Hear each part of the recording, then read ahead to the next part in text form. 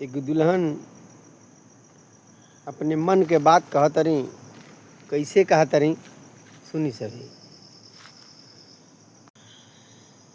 जहिया भी हंसी कली तऊ चटकबे करी, आ देखे वाला के मनवा बहकबे करी।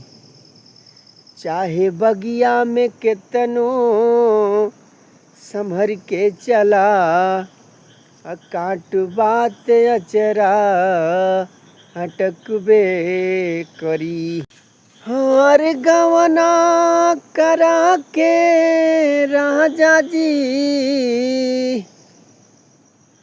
अरे सुन कई लखाटी, देहिया माटी कैला। हर गवना करा के राजा जी, अरे सुन कई लखाटी, देहिया माटी कैला। अरे सुसुकत भी तेला दिन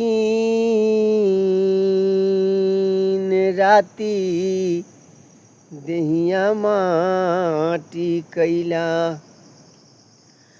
अरे छूटी ले के अवता कहियो, अरे छूटी ले के अवता कहियो, अरे दाबी जैता घाटी, देहिया माटी कैला। सुसकत बीतेला दिन राती, देहिया माटी कैला।